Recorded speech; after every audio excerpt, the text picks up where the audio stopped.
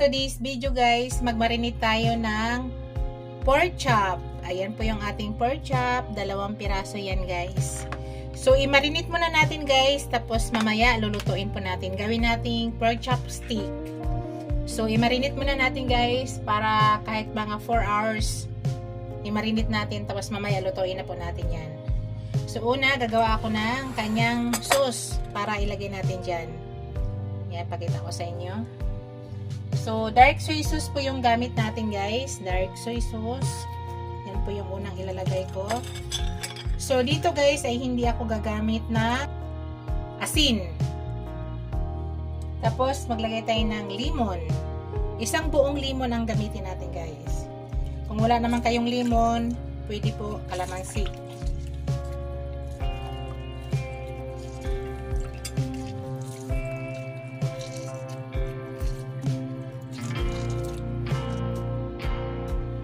Kunin natin yung kanyang buto para mamaya hindi na mahalo.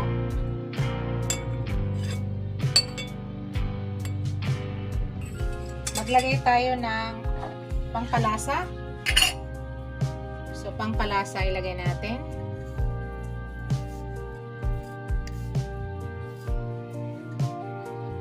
Tapos ground black pepper.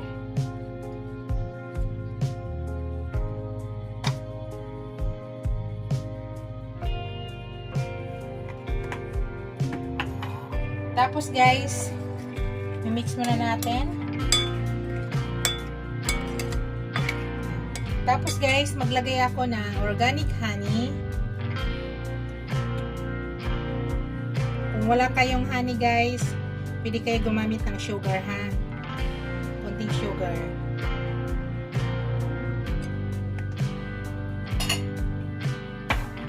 Tapos i-mix natin.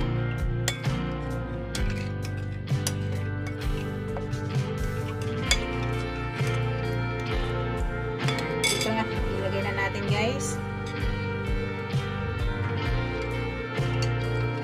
kahit mga 4 hours guys, babad nyo ito ng 4 hours kasi makapal yung pork chop natin. Binili ko dati to sa Landers guys.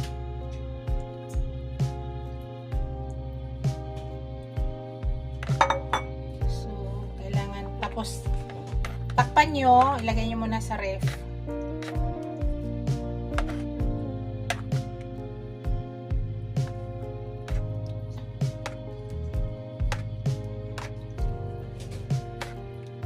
Pwede nyo balik-baliktarin yan guys ha. Yan.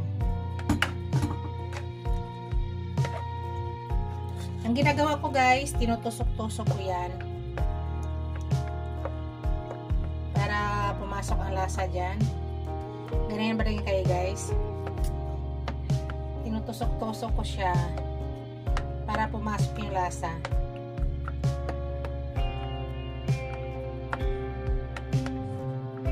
Kasi medyo makapal yung ating pork chop, saka napakalaki, kaya 2 piraso lang yung lulutuin ko.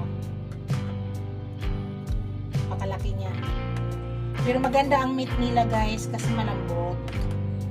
Baliktarin ko muna siya guys para maano ko rin yung kabila.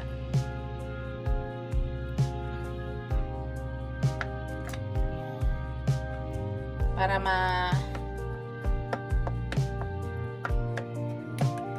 tusok-tusok ko ang kabila. So, kailangan lang natin mamarinate ng medyo matagal para kapit yung lasa sa ilalim bago natin lutuin siya. Yan. So, takpan ko lang yan. Ilagay ko yan sa ref. Tapos mamaya ipakita ko sa inyo guys. Yan guys, lalagyan na natin ng konting tubig. Hot water guys. Yan.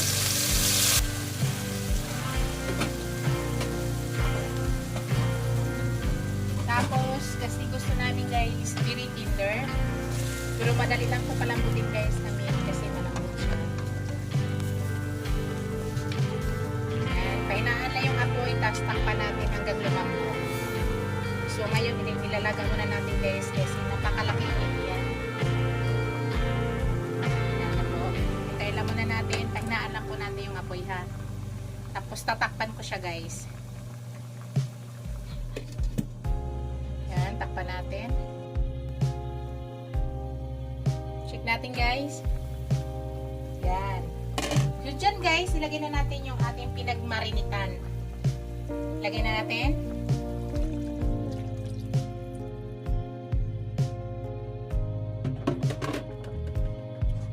So continuous ulit ang paglaga guys. Hanggang mag-absorb na yung lasa dyan. Nandito po yung lasa lahat sa ating pinagmarinitan. So baliktarin ko ulit siya.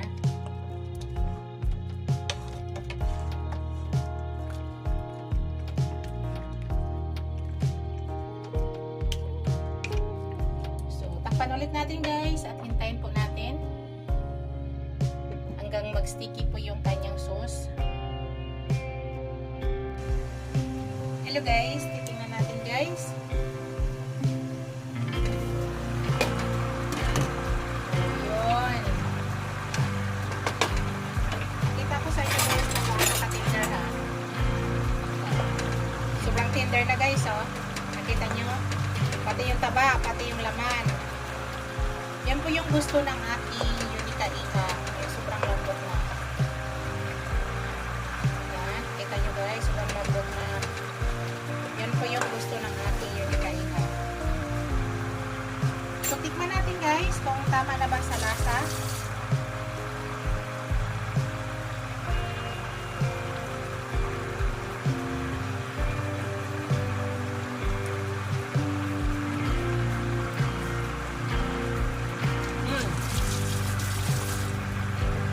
Tamang-tama lang guys. So guys, ilagay na natin ang ating white onion guys.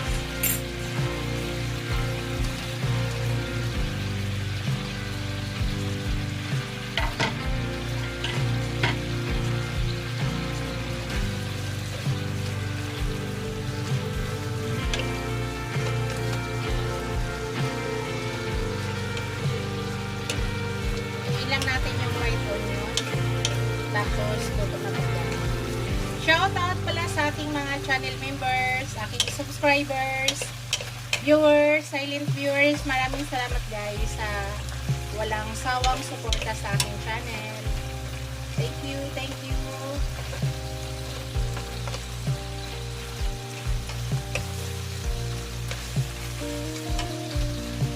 Hintay lang natin guys. Malapit na po yan.